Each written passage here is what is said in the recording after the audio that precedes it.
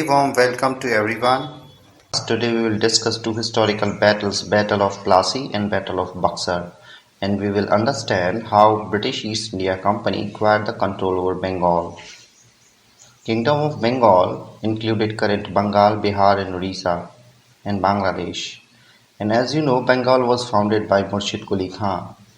In 1756, after the death of Ali Vardi Khan, Siraj-ud-Dawla became the Nawab of Bengal. He was the grandson of Ali Vardi Khan. He was the last Nawab of Bengal. The first English factory was set up on the banks of river Hooghly in 1651, and this was the base from where company operated, from where the traders operated. Company officials bribed Mughal officials and company got the zamindari rights over Kalikata. Today we call it the city of Kolkata or Kolkata. Company also persuaded Mughal Emperor Aurangzeb, and Aurangzeb granted the company the right to trade free without paying any kind of duty. To protect themselves against their rivals, against the other European companies, Britishers began building the fort around their settlement, around their factories, and they also began misusing the farman given by Aurangzeb.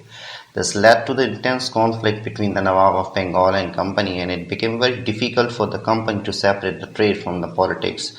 And this gave birth to the two famous battles. First battle was Battle of Plassey and the second one was the Battle of Buxar. Now let's see what were the causes of Battle of Plassey. So the first cause was Bengal began losing huge amount of revenue due to the farman given by Aurangzeb. Bengal was a prosperous state. Bengal earned huge revenue from the trade and tariffs. British traders were misusing the rights by selling the dastak, and they were not paying any kind of taxes to the Nawab Siraj-ud-Dawla. This caused an enormous loss of revenue to the Bengal, and Siraj-ud-Dawla asked the company to stop fortification and pay the revenue. In return, Britishers began humiliating the Nawab and his officials. They were writing disrespectful letters to the Nawab. These conflicts led to the confrontations and finally resulted in the famous Battle of Plassey. So these were the causes. I'm repeating again what were the causes. Number one, misuse of the farman. Number two, huge loss of revenue due to the farman, and fortification of the settlement by the Britishers, and humiliating the Nawab and his officials, writing disrespectful letters to the Nawab. So these all were the causes which gave birth to the Battle of Plassey. In 1757, the armies of Company and Nawab clashed in the Battle of Plassey. In this battle, Nawab Siraj-ud-Dawla was defeated, who had around 60,000 soldiers and 20 times bigger than the Robert Clive's army, which Clive was having just 3,000 soldiers, and Nawab Siraj-ud-Dawla was captured and killed.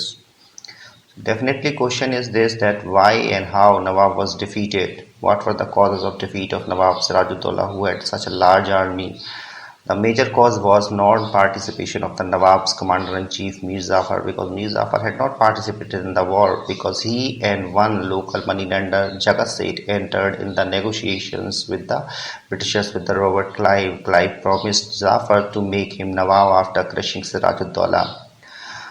The Battle of Plassey became famous because it was the first major victory of the company in India, and the result was this, that East India Company got the free trading right in the Bengal, which was earlier controversial during the time of Siraj-ud-Dawla. So they got the free trading right in Bengal, and the second one, Britishers gained the economic and political control over the prosperous state of Bengal. After the defeat at Plassey, Siraj-ud-Dawla was assassinated or was killed, and Mir Jafar became the Nawab of Bengal. When Mir Jafar began protesting, company removed him. Clive removed him and installed Mir Qasim in his place. Mir Qasim was not happy with the British attitude, and he also began opposing the Britishers. The combined forces of Mir Qasim, Sajjad-ud-Dawla, who was the Nawab of Awadh, and Mughal Emperor Shah Alam II, they all together fought with the Britishers at Buxar in 1764, and English commander Major Hector Munro defeated those combined forces. As a consequence, as a result, East India Company emerged as the political power. It established the dual government in the Bengal, and Mir Jafar was again reinstalled as a puppet ruler. So what was this dual government? After the Battle of Buxar, this dual government was established in the Bengal. In 1765, Mughal Emperor appointed the company as a Diwan of province in the Bengal. Means they got the right to collect the revenue in the Bengal. Nawab of Bengal got the Nizamat rights. So Diwani rights means the rights to collect the revenue, and Nizamat rights means right to maintain the law and order. These Nizamat rights were with the Nawab of Bengal, who was Mir Jafar at that time.